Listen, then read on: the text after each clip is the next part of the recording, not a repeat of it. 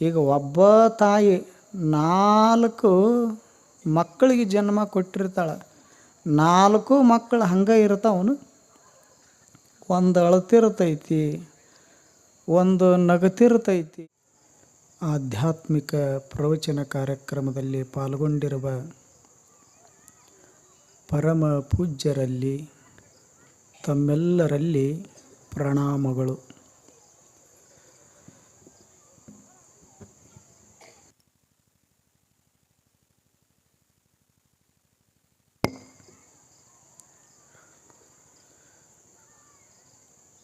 ಮಾನವನಿಗೆ ಮಹಾದೇವನಿತ್ತ ದಿವ್ಯ ಕಾಣಿಕೆ ಬದುಕ.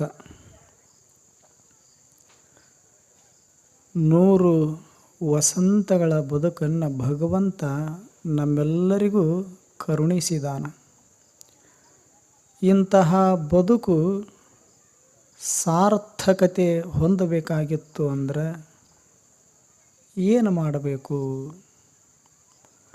ಗುರುವಿನ ಮೊರೆಯನ್ನು ಹೋಗಬೇಕು. ಗುರುವಿಗೆ ಶಿಷ್ಯನಾಗಬೇಕು.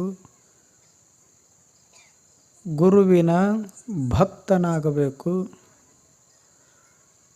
ಗುರು ಹೇಳಿದ ತೆರನಂತೆ ಒಂದಿಷ್ಟು ಸತ್ಯ ಶಾಂತಿಯ ಪಥದೊಳಗೆ ನಡೆಯುವಂಥ ಪ್ರಯತ್ನವನ್ನು ಮಾಡಬೇಕು.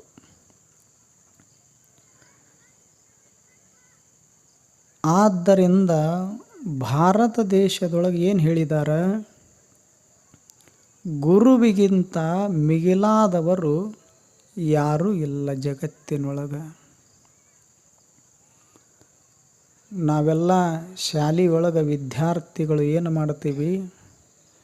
ಏನಾದರೂ ಸಭೆ ಸಮಾರಂಭಗಳು ಬಂದಾಗ ಮೊದಲಿಗೆ ಯಾರನ್ನು ಪೂಜೆ ಮಾಡ್ತೀವಿ?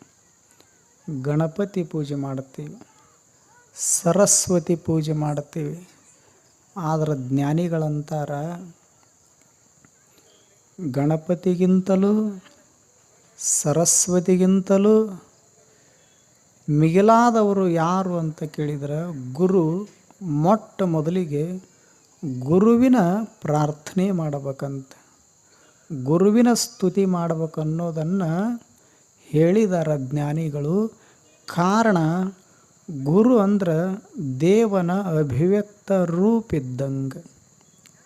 ದೇವರು ಕಣ್ಣಿಗೆ ಕಾಣೋದಿಲ್ಲ, ಗುರು ಕಣ್ಣಿಗೆ ಕಾಣಿಸ್ತಾನೆ. ಯಾವ ರೀತಿ ಒಳಗನ್ನೋದು ತಾವು ಉದಾಹರಣೆ ಮುಖಾಂತರ ಕೇಳಿದ್ದೀರಿ. ಹೂವು ಕಣ್ಣಿಗೆ ಕಾಣಿಸ್ತದ, ಸುವಾಸ ಕಾಣಿಸೋದಿಲ್ಲ. ಸಕ್ಕರೆ ಗೋಚರಿಸ್ತದ, ಸಿಹಿ ಅಗೋಚರವಾಗಿರ್ತದೆ. ಯಾವುದು ಕಾಣ್ತದ ಅದು ಗುರು, ಯಾವುದು ಕಾಣೋದಿಲ್ಲ ಅದು ದೇವರು. ಗುರು ಬಿಟ್ಟು ದೇವರಿಲ್ಲ, ದೇವ್ರನ್ನ ಬಿಟ್ಟು ಗುರು ಇಲ್ಲ. ಹೂವು ಬಿಟ್ಟು ಸುವಾಸ ಇಲ್ಲ, ಸಕ್ಕರೆ ಬಿಟ್ಟು ಸಿಹಿ ಇಲ್ಲ. ಹೇಗೋ ಹಾಗೆ ಸಾಕ್ಷಾತ್ ದೇವನ ಸ್ವರೂಪ ಯಾರು ಅಂತ ಕೇಳಿದ್ರೆ ಗುರು. ಅಂಥ ಗುರು ಒಬ್ಬ ಇದ್ದ. ತನ್ನ ಶಿಷ್ಯನಿಗೆ ಪ್ರಶ್ನೆ ಮಾಡಿದ, ಅಲ್ಲೋ ಈ ಜಗತ್ತಿಗೆ ಬಂದಿದೆಯಲ್ಲ, ಎದರ ಸಲುವಾಗಿ ಬಂದಿದಿ ಅಂತ ಶಿಷ್ಯನಿಗೆ ಪ್ರಶ್ನೆ ಮಾಡಿದ ಗುರು. ಶಿಷ್ಯ ಹೇಳಿದ, ಎಲ್ಲರೂ ಎದಕ್ಕೆ ಬಂದಾರ, ನಾನು ಅದಕ್ಕೆ ಬಂದೀನಿ ಅಂದವ. ಎಲ್ಲರೂ ಎದಕ್ಕೆ ಬಂದಾರ, ನಾನು ಅದಕ್ಕೆ ಬಂದೀನಿ.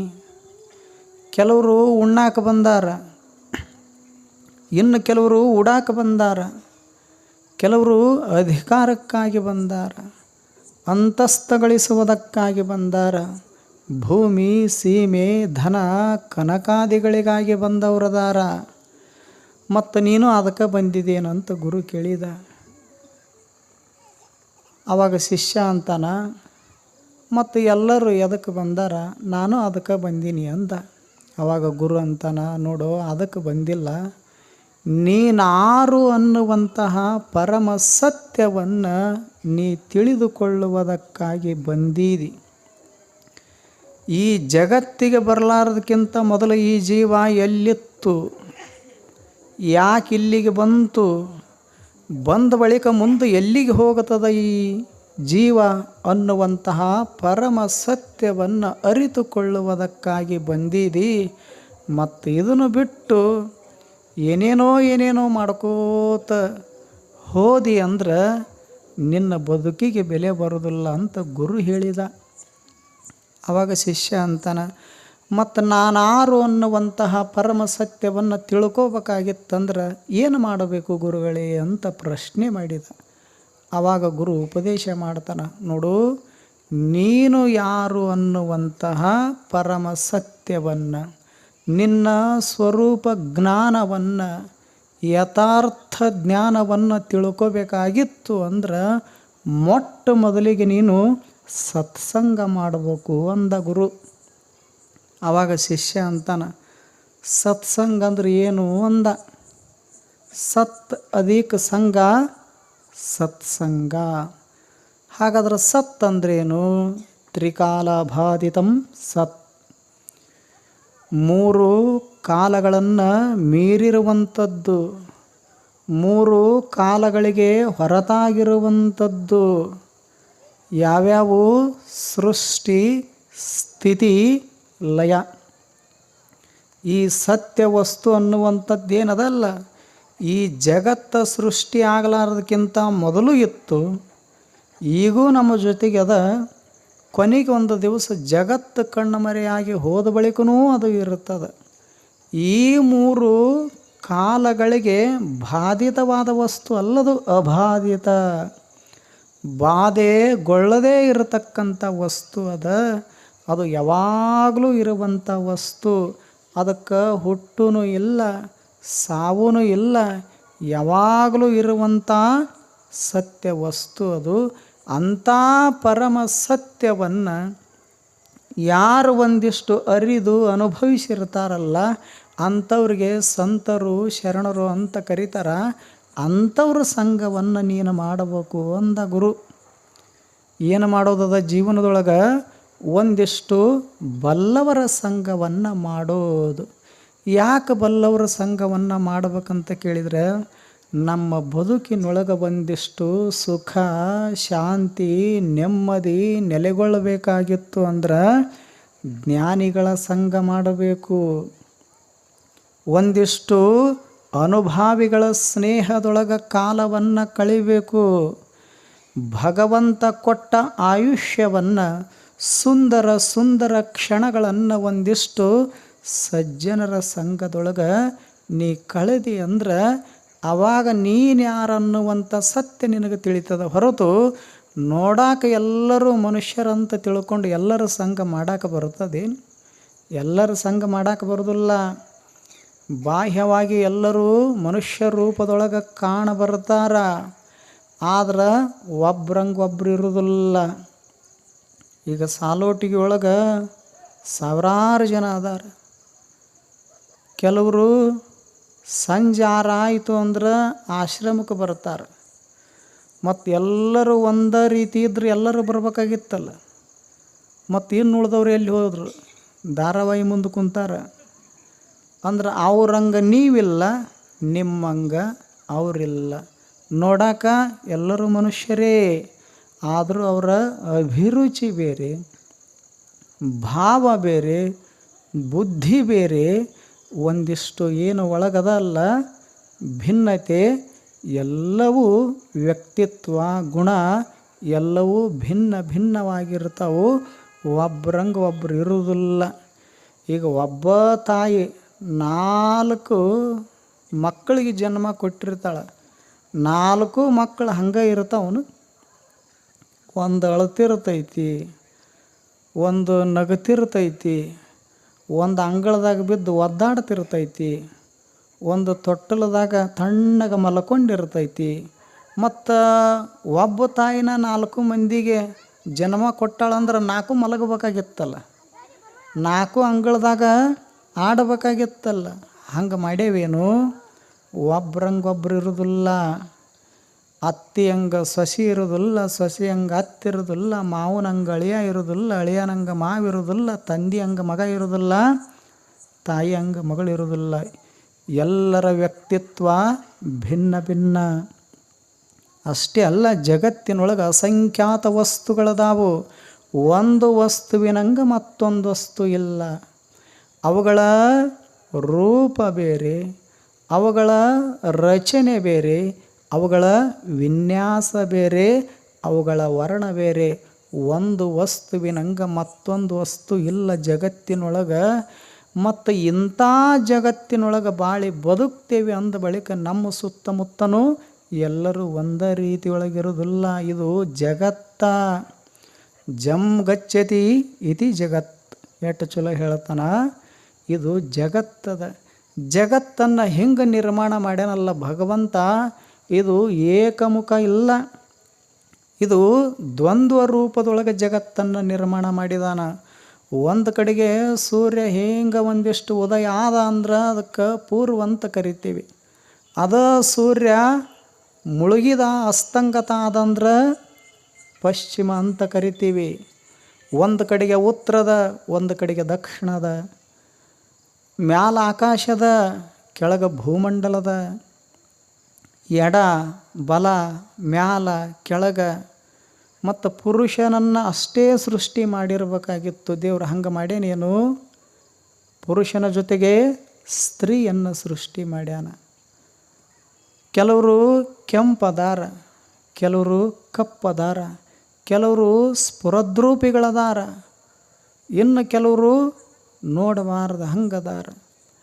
ಹೀಗೆ ದ್ವಂದ್ವ ರೂಪದೊಳಗೆ ಜಗತ್ತನ್ನು ನಿರ್ಮಾಣ ಮಾಡ್ಯಾನಲ್ಲ. ಇಂಥ ಜಗತ್ತಿನೊಳಗೆ ಒಂದು ಕಡೆಗೆ ಸತ್ಯವಂತರು ಬದುಕಾಕತ್ಯಾರ, ಇನ್ನೊಂದು ಕಡೆಗೆ ಅಸತ್ಯವಂತರು ಬದುಕಾಕತ್ಯಾರ. ಒಂದು ಕಡೆಗೆ ಧರ್ಮವಂತರು, ಇನ್ನೊಂದೆಡೆಗೆ ಅಧರ್ಮವಂತರು. ಒಂದು ಕಡೆಗೆ ಜ್ಞಾನಿಗಳ ಬದುಕು ಸಾಗ್ಯದ, ಮತ್ತೊಂದು ಕಡೆಗೆ ಅಜ್ಞಾನಿಗಳ ಬದುಕು ಸಾಗ್ಯದ. ಒಂದು ಕಡೆಗೆ ಆಕಳದ ಹಾಲು ಕುಡಿದು ಬದುಕಾಕತ್ಯಾರ, ಇನ್ನೊಂದು ಕಡೆಗೆ ಅಲ್ಕೋಹಾಲ. ಎಲ್ಲರೂ ಒಂದಾಗಿದ್ರಂದ್ರೆ ಆಕಳದ ಹಾಲು ಕುಡಿಬೇಕಾಗಿತ್ತಲ್ಲ. ಇದು ಜಗತ್ತ.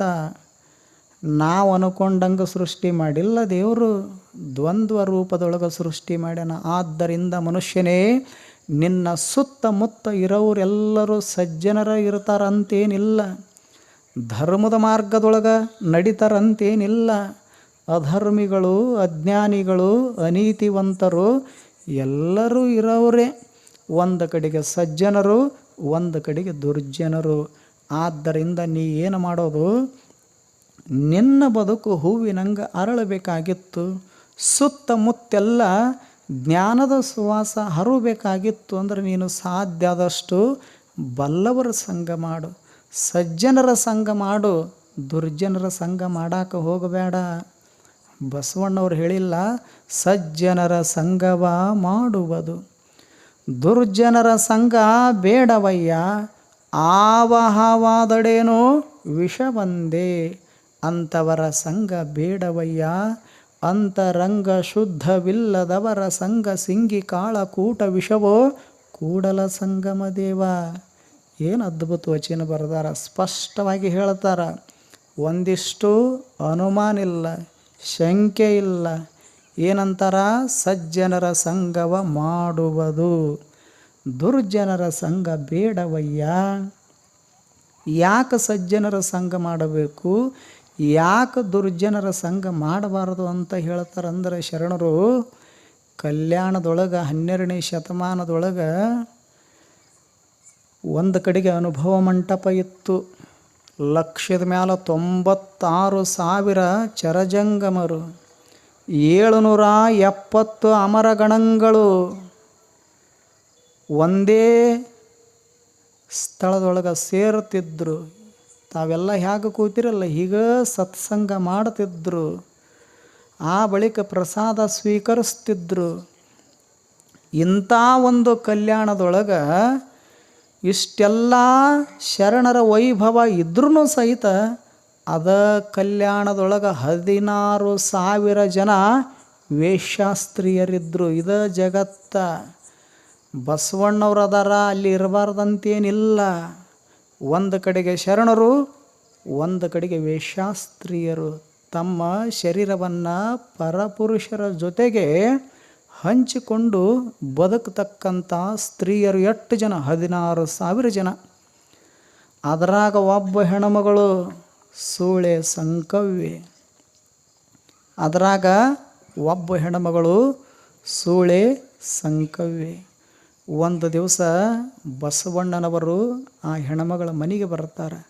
ಬಸವಣ್ಣನವರು ಅಂದ್ರೆ ಸಾಮಾನ್ಯ ಅಲ್ಲ, ಒಬ್ಬ ಪ್ರಧಾನಮಂತ್ರಿ. ಈಗ ನಮ್ಮ ದೇಶದ ಪ್ರಧಾನಮಂತ್ರಿ ನಿಮ್ಮೂರಿಗೆ ಬಂದ್ರೆ ಅಥವಾ ನಿಮ್ಮ ಮನೆಗೆ ಬಂದ್ರೆ ಗತಿ ಏನಾದೀತು? ಎಷ್ಟು ಸಂತೋಷ ಆಗಲಿಕ್ಕಿಲ್ಲ, ಎಷ್ಟು ಆನಂದ ಆಗಲಿಕ್ಕಿಲ್ಲ. ಅಂಥ ಒಬ್ಬ ಪ್ರಧಾನಮಂತ್ರಿ ಬಸವಣ್ಣನವರು ಸೂಳೆ ಸಂಕವ್ವೆಯ ಮನೆಗೆ ಬಂದರು. ಭಾಳ ಆದರ ಆತಿಥ್ಯ ಮಾಡಿದ್ಲು, ನಮ್ರತೆಯಿಂದ ಸ್ವಾಗತಿಸಿಕೊಂಡ್ಲು. ಆವಾಗ ಬಸವಣ್ಣವ್ರು ಅಂತಾರ, ನೋಡು ತಾಯಿ, 84 ಲಕ್ಷ ಜೀವರಾಶಿಗಳಲ್ಲಿ ಶ್ರೇಷ್ಠವಾಗಿರತಕ್ಕಂಥ ಜೀವಿ ಮನುಷ್ಯ ಜೀವಿ.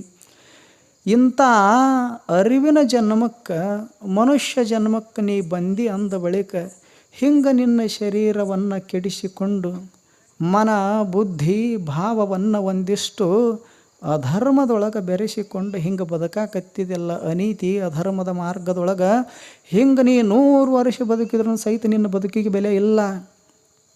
ಆವಾಗ ಸೂಳೆ ಸಂಕವ್ವೆ ಅಂದ್ಲು, ಮತ್ತು ಹೇಗೆ ಬದುಕಲಿ? ಅವಾಗ ಹೇಳ್ತಾರವರು, ನೋಡು, ಇಲ್ಲೇ ಅನುಭವ ಮಂಟಪದ ಸಮೀಪದೊಳಗೆ ಅಲ್ಲಿ ಶರಣರ ಸಂಘ ನಡೀತದ, ಶರಣರ ಗೋಷ್ಠಿ ನಡೀತದ.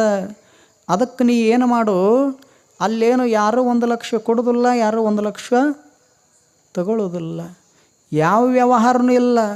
ತಣ್ಣಗೆ ಬಂದು 1 ತಾಸು ಕೂಡು, ಅಲ್ಲಿ ಮಹಾತ್ಮರನ್ನು ಕಣ್ಣು ತುಂಬ ನೋಡು, ಕಿವಿ ತುಂಬ ಶರಣರ ವಚನಗಳನ್ನು ಕೇಳು. ಆವಾಗ ನಿನ್ನ ಬದುಕಿಗೆ ಒಂದಿಷ್ಟು ಬೆಲೆ ಬರ್ತದ ತಾಯಿ. ಈ ಅನೀತಿ ಅನಾಚಾರದ ಬದುಕು ನಡೆಸಿದೆಲ್ಲ, ದಯವಿಟ್ಟು ನಿನಗೆ ವಿನಂತಿ ಮಾಡ್ಕೋತೀನಿ, ಬಿಟ್ಟು ಬಿಡು ಅಂತ ಬಸವಣ್ಣವ್ರು ಹೇಳಿದರು. ಆವಾಗ ಆಯಿತು ಅಂತ ಹೇಳಿದಳು. ಬಸವಣ್ಣನವರು ಮುಂದೆ ಮಹಾಮನಿಗೆ ಬಂದರು. ಆವಾಗ ವಿಚಾರ ಮಾಡಿದ್ಲು ಹೆಣ್ಮಗಳು. ಒಂದು ಕಡೆಗೆ ಏನು ಅನೀತಿ ಅಧರ್ಮದೊಳಗೆ ಬದುಕ್ತಿದ್ಲಲ್ಲ, ಸಂಪತ್ತ ಗಳಿಸ್ತಿದ್ದಳು. ಮತ್ತು ಈ ಹಾದಿ ಬಿಟ್ಟು ಈಗ ಬಸವಣ್ಣವರ ಹಾದಿಯೊಳಗೆ ಹೋದಿ ಅಂದ್ರೆ ಸಂಪತ್ತು ಬರ್ತದೇನು? ಮನಸ್ಸು ಹೇಳಕತ್ತದ ಸೂಳೆ ಸಂಕವ್ಯದು.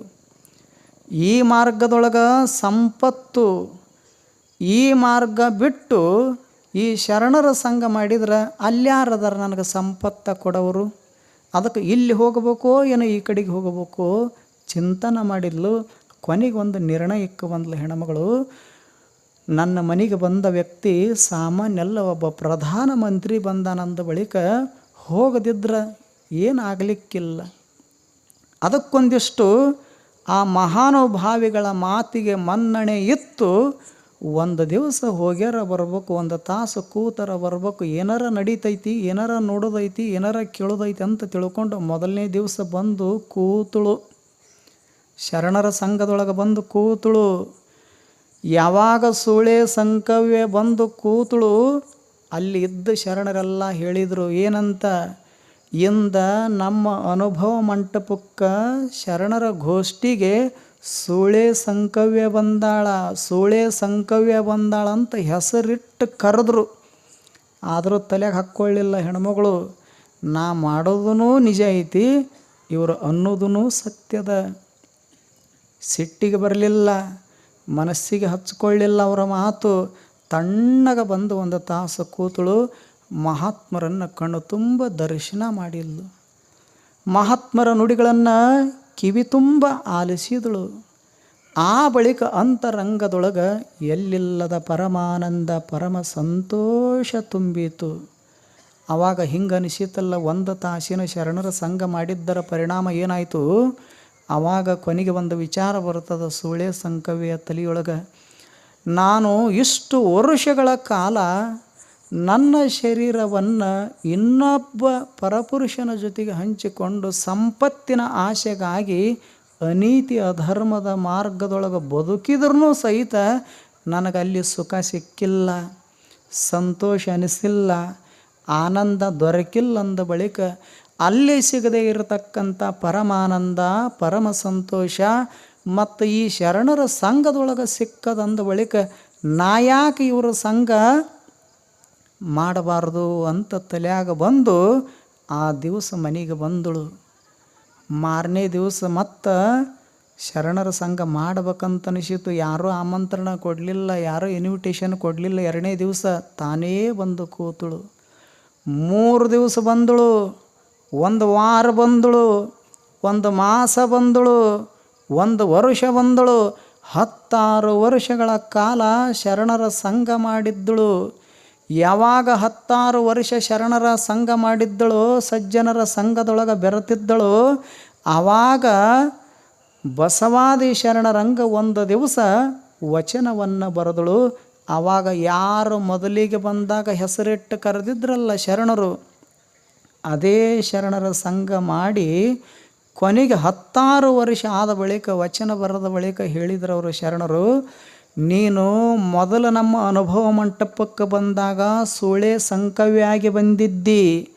ಆದ್ರೆ 16 ವರ್ಷ ಶರಣರ ಸಂಘ ಮಾಡಿ ಈಗ ನೀನೇನಾಗಿದೆ ಅಂದರೆ ಈಗ ನೀನು ಸೂಳೆ ಸಂಕವ್ಯ ಅಲ್ಲ, ಶ್ರೇಷ್ಠ ಶರಣೆ ಸಂಕವ್ಯಾಗಿ ಅಂತ ತಿಳ್ಕೊಂಡು ಮನದುಂಬಿ ಕೊಂಡಾಡಿದರು. 1 ಕ್ಷಣದ, 1 ತಾಸಿನ, 1 ಮಾಸದ, 1 ವರ್ಷದ ಸಂಘದ ಫಲ ಏನಾಗಿತ್ತು? ಸೂಳೆ ಸಂಕವ್ಯ ಅನ್ನುವಂಥ ಹೆಸರು ಬದಲಾಗಿತ್ತು. ಏನಾಗಿತ್ತು? ಶರಣೆ ಸಂಕವ್ಯ ಆಗಿದ್ದಳು. ಪರಮ ಸತ್ಯ ಪರಮ ಶಾಂತಿಯನ್ನು ಅರಿದು ಅನುಭವಿಸಿದ್ದಳು. ಅದಕ್ಕೆ ಬಸವಣ್ಣವರಂತಾರೆ, ಸಜ್ಜನರ ಸಂಘವ ಮಾಡುವುದು.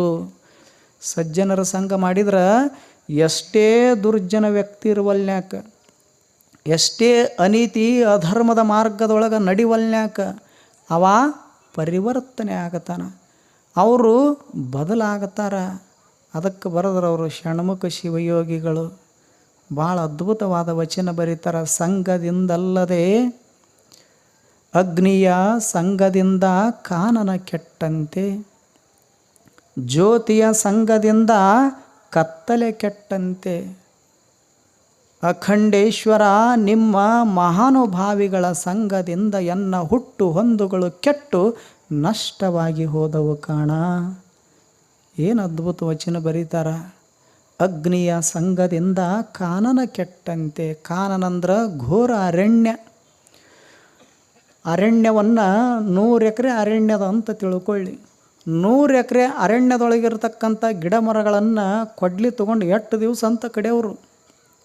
ಅಂಥ ಅರಣ್ಯಕ್ಕೆ ಒಂದಿಷ್ಟು ಯಾವರ ಒಬ್ಬ ಮನುಷ್ಯ ಹಾದಿ ಹಿಡಿದು ಹೋಗವ, ಒಂದಿಷ್ಟು ಬೀಡಿ ಸೇದಿ ಕಡ್ಡಿ ಕೆರೆದು ಒಗದ ಅಂದ್ರೆ ಅರಣ್ಯ ಸುಟ್ಟು ಕರಕಲಾಗಿ ಹೋಗಿಬಿಡ್ತದೆ 1 ಕ್ಷಣದೊಳಗೆ.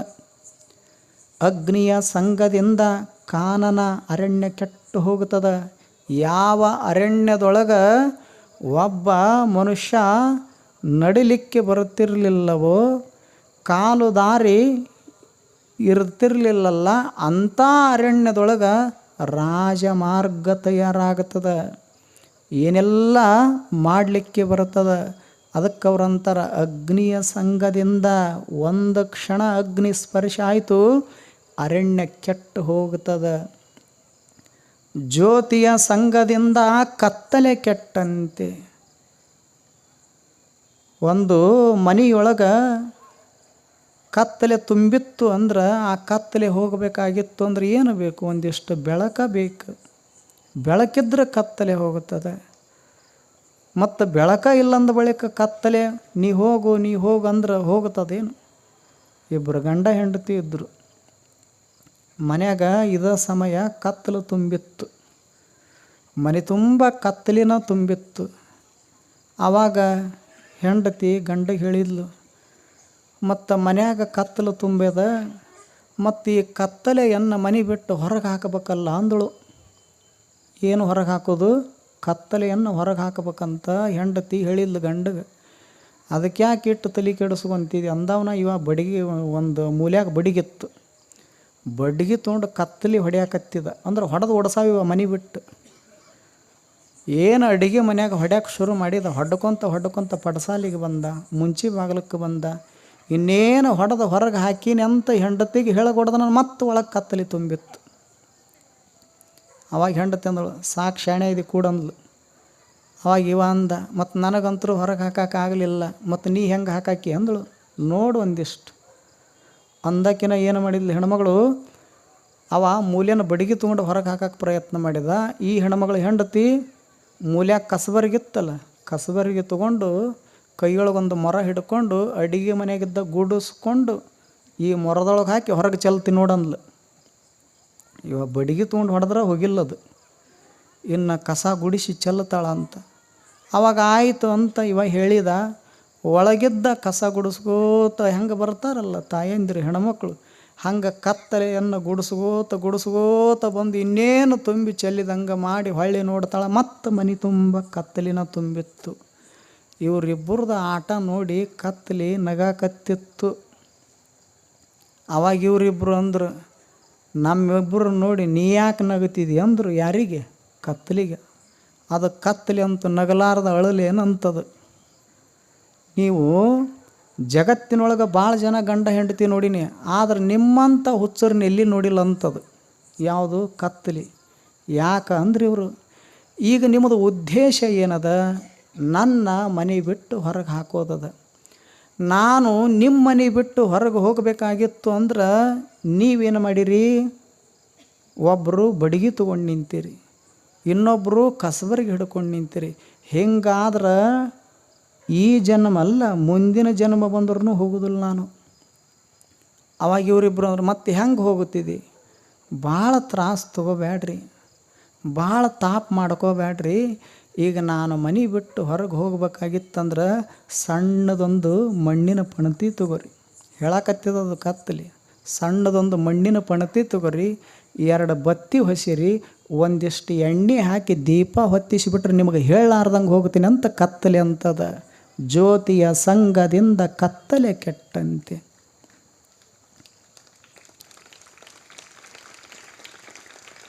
ತಡ ತಿಳಿತೈತಿನ?